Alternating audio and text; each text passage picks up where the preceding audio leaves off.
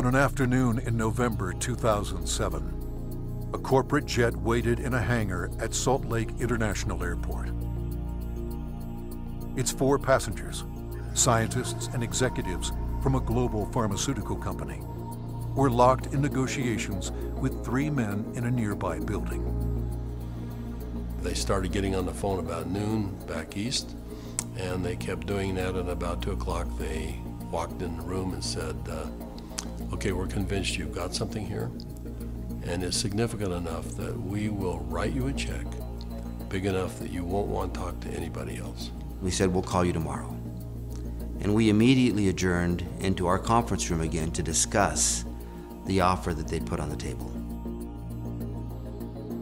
How these men came together and the decision they made that day is the story of ASEA's genesis.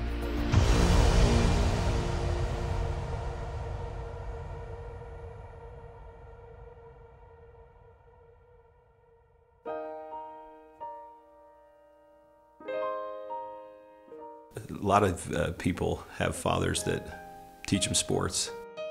My father happened to be a great strategist, and from a very young age I recall having discussions with him about what he was doing. At the time he was running fairly large companies, and I can remember driving in the car with him and him talking to me about strategy, about what is strategy and how to think differently about a company. Vertus Norton was well qualified to teach his son. At the time, he was sales planning manager of the billion-dollar beverage division of General Foods Corporation in New York, with responsibility for iconic products like Kool-Aid, Country Time, and others. In 1985, he was recruited by Dart and Kraft and eventually became the head of Hobart Corporation US near Cincinnati, Ohio. 5 years later, he rejoined Kraft General Foods in Chicago as vice president of the Channel Group, managing a billion-dollar pilot business unit that led to the eventual integration of General Foods, Oscar Mayer, and Kraft Foods. Based on his track record, Vertus was asked to help re-engineer the company to increase efficiency in relation to an industry-wide initiative called Efficient Consumer Response. In the subsequent 3 years, Kraft's ECR, or efficiency rating, moved from 10th to 1st place. I've known Vertus for over 25 years, and it was apparent to me immediately that here was a very special man. A man that had wonderful ethics, great business strategies, enthusiasm. There was no question that this man was going to be a huge success, and he is a success. Vertus retired from Kraft at age 57 and moved to Park City, Utah. We thought he would take retirement seriously. He did not. Shortly after doing some service for our church, he was asked to run a biotech company. He had a lab in Southern California, 5 PhDs reporting to him, a series of master's or graduate students as well, all doing work for him there. And he ran that for 4 years, and we thought he was done. But Vertus Norton was not done. Through his son Tyler, Vertus was introduced to another biotech company and invited to become a member of their board. I recall coming to the house one afternoon only to find books strewn about his desk, chemistry and biology books, and I said, "Now what in the world are you doing now?" And he proceeded to tell me that he had been invited to sit on the board of this company that had an incredible technology. And I do recall him saying, "But they don't know exactly what they have." And that's an invitation to my dad. He's going to figure it out. He's a puzzler. I was intrigued until they told me it was made from salt water. And I told them, this doesn't sound right, and you're going to have to convince me it's real. They said, well, we can do that. They said, we have a lot of research, and we'll give you some of the best research. You can look at it. And after running a lab and having my association with these people for 4 years, I knew what to look for. And I went through the science, and it was good, defensible science. Then they gave me a list of people to call, and I was calling Harvard, UCLA, University of Washington, University of Indiana, major labs across the United States, and everyone I talked to raved about the product, the way the company was intending for it to be used, And also they raved about the fact that you could drink this product and get a benefit from it. At the time, the product could only be produced in limited quantities through small devices. Highly unstable, it had to be used within minutes of production. But seeing the strength of the product, Virtus agreed to join the board of directors. As soon as I did that, they said, we're going to give you one of these devices to put in your house. We'd like you to become familiar with it. I started drinking the product that was made in this device, and my thinking cleared up. I had more energy. I felt better than I had for years, and now keep in mind I was in my 60s at that time. And I thought, holy cow, what is this? So I went to the first board meeting and found out that they were flat out of money. They were $1 million in debt. We said, let's see if we can help them find money. We tried for about 90 days, could not. Eventually the company folded, and they actually merged it with another company, an energy company. And when that happened, that company started selling off assets. Meanwhile, a family in New Hampshire was embarking on a major change. Jim Pack had been a highly successful consultant in the telecommunications industry. His son, Joe, had secured a position on the United States ski team. Wanting Joe to achieve his dreams, the family moved to Park City to allow Joe to train with the U.S. freestyle team for the 2002 Winter Olympics. So I'm living in a subdivision in Park City, Utah, and after a few years, another gentleman moves in a few houses up from me. This gentleman was named Virtus Norton. Now, Virtus and I became good friends, and actually we became good golfing buddies. I quickly came to realize that Virtus was something special in terms of his training, his business skills, his analytical ability, his integrity. Everything about Virtus was so much better than any executive, including governors or attorney generals, that I'd ever worked with. He was so competent. I was impressed. I made the decision on the golf course as we golfed, week after week. I said, I'm going to do something with this guy. One day we're golfing on the Park City Municipal Golf Course, and he's saying, I'm sitting on the board of this little company, and they've got a terrific product. I use the product, I've just found phenomenal results with this product, but the company's really mismanaged. He said, the product is so good that I'm going to put together an investment company and acquire this product. And he pulled a golf cart over on the fairway and reached in his back pocket and pulled out a folded check, business check, that was blank. And he said, you got a pen? And I handed him a pen, and he wrote a very big check. And he said, let's go do this together. And I said, are you crazy? You don't even know what it is. And I said, Virtus, that's true, but I know everything about you. I know you've done your due diligence. If you're to the point where you want to form an investment company to acquire this technology, I want to be part of it. Let's do it together. And that was the start in the formation of ASEA. Of anybody that I've known, my favorite person is Jim Pack. I don't think just because he's brilliant. I think it's because he has drive and he engenders trust and confidence. And so we started down the road together, and over the course of a year, we discovered what the product was and why it worked. We developed what's called the mechanism of action. They discovered the product was based on redox biochemistry, a new field of science that emerged near the beginning of the 21st century. Redox signaling is a function central to all forms of life. Redox signaling molecules are created within every cell of the body and are vital to the immune system and to cellular repair and replace mechanisms. As one gets older, the body's ability to make these molecules decreases, a function of aging. The product provided a replenishing source of the exact redox signaling molecules the body creates, and in the same balance, enhancing cellular health. Knowing the product's shelf life was essential, Virtus and Jim challenged a team of researchers, including Dr. Gary Samuelson, to find a way to stabilize the product. We didn't know if it could be done, and we bought some equipment and kept making product over and over and over again, and we'd run it through the computer.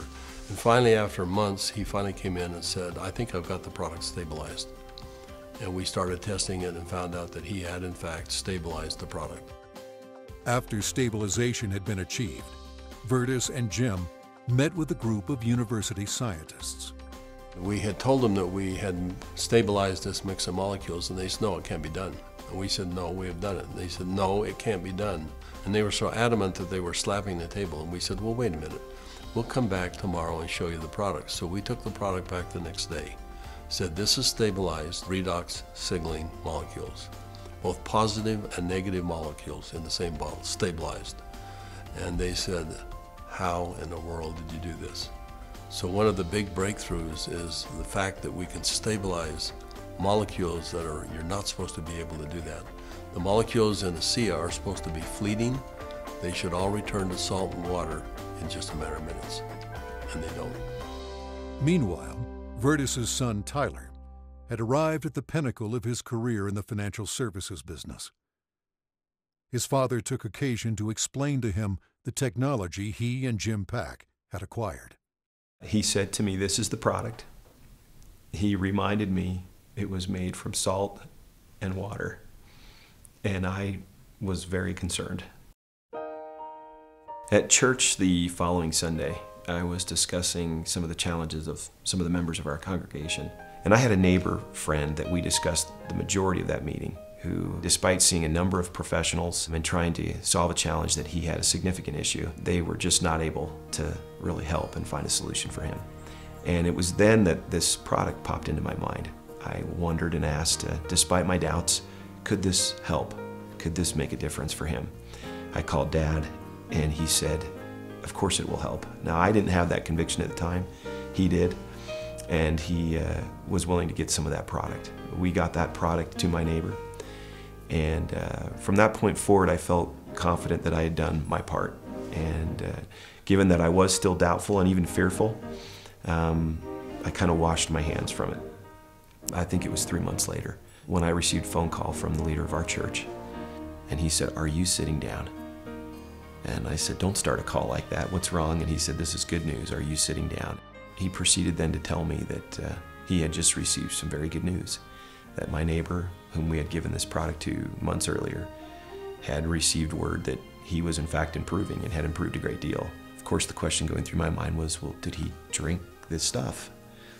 And that was what my church leader told me. He says, that's why I'm calling. He drank all of it, and he's confident that it's had a huge effect on his situation. I called my neighbor, and I needed for him to tell me what he had experienced. And he was quiet for a minute, as I recall, and said, do you have any idea what I think this has done for me and for my family? He began to tell me things that I've now heard multiple times over from people across all of North America, and how this product helped him and made a difference for his family. Frankly, this was a problem for me. This became a problem for me. It was my first indication that this could be real, this could be meaningful. By this point, Jim and my father had made a significant commitment to this product. They were moving forward. And I started to question kind of what I was doing, and feeling a need to get this product out to the world, watching the impact it was having. And I ultimately resigned in May of 2010 from a significant job, the job I'd spent the better part of 17 years getting to. And it was born of this sense and feeling that this product needed to be given to the world. I've known Tyler Norton for now over 20 years. He is a person who demonstrates integrity in all aspects of his business. He is able to motivate people to do things that are even beyond what they think they can do. You know, this came full circle for me about a few months ago.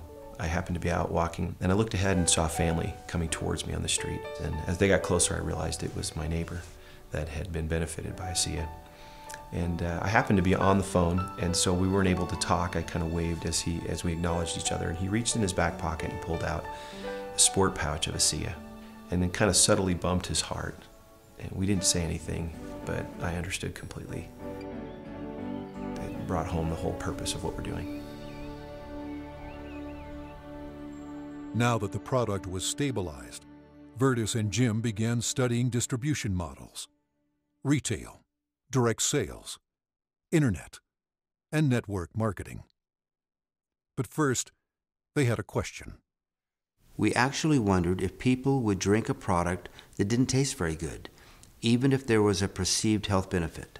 And we said, let's find out. So we decided to find 40 people and create kind of a focus group, and we started giving it to them. We did that for about 2 months, and we said, let's go out and find out where we are with these 40 people. So when we went out and contacted them, we found out that the 40 people had turned into 135, and the product had been shipped to 20 different countries without our knowing it.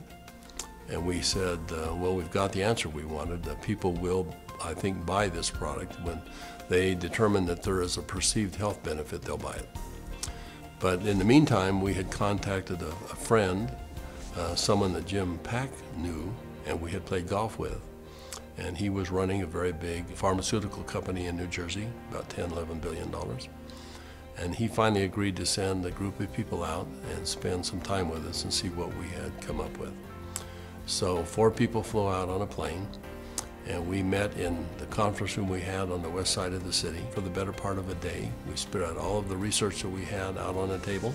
And these gentlemen asked all the right questions. They thoroughly went through all of the science that we had, and as they do that, they'd call back to their headquarters and ask questions.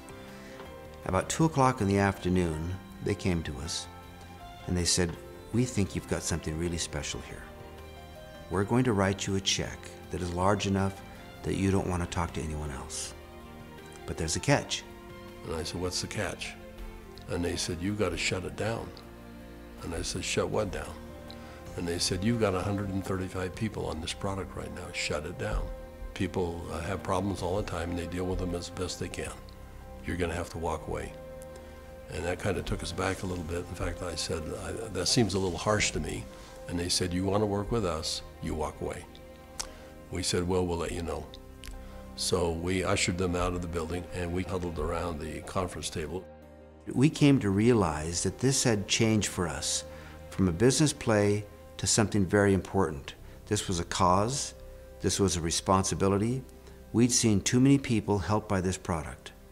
We realized that the only option before us was network marketing. And in that conference room on that day, we made that decision to form a network marketing company. ASEA LLC opened its doors for business in July 2009 with just a handful of independent associates. Today, there are tens of thousands, and their ranks are growing exponentially every month. In 2012, the company announced its entry into Europe, the first of many international steps to come. Every company has a vision, but for Vertus and I, our vision is just a little bit different given our age. This is not about making $1 million. This is about changing 1 million lives. One of my fondest memories is of a Meet ASEA meeting that we held in Lexington, Kentucky. We had a huge group of people that came, very impressive group, and a lot of people coming up talking about what ASEA had done for them personally. But at the end of the meeting, they invited me to come up and gave me a small treasure chest. It wasn't very big, but as you open up the treasure chest, it's filled with letters of gratitude and thanks.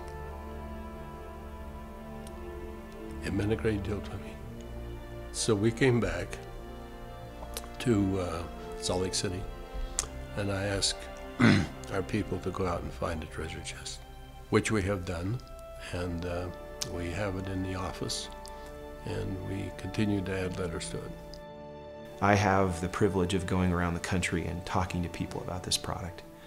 And it's not uncommon at the end of a meeting to have a group of people line up and want to tell me, and really thank me, but more thank my dad and Jim for what they've done.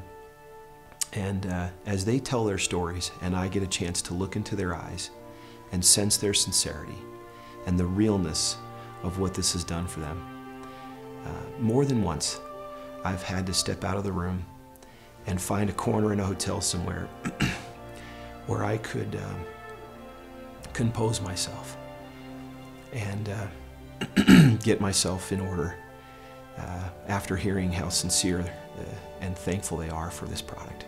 You know, we started off looking at this as a business opportunity, and as we progressed, it became more of a sense of purpose, but it's much more than that. We're creating a culture here. We're creating a family. I believe that the heart and soul of this company is represented in our associates. Our associates becoming is as important to us as them making an income. I don't believe you build checks. I believe you build people. And perhaps one of the greatest blessings of my time here at ASEA is embodied in these marvelous, enriching relationships with wonderful people. People that are desirous to improve their lives, share something meaningful with others, make a difference in the world, and become more.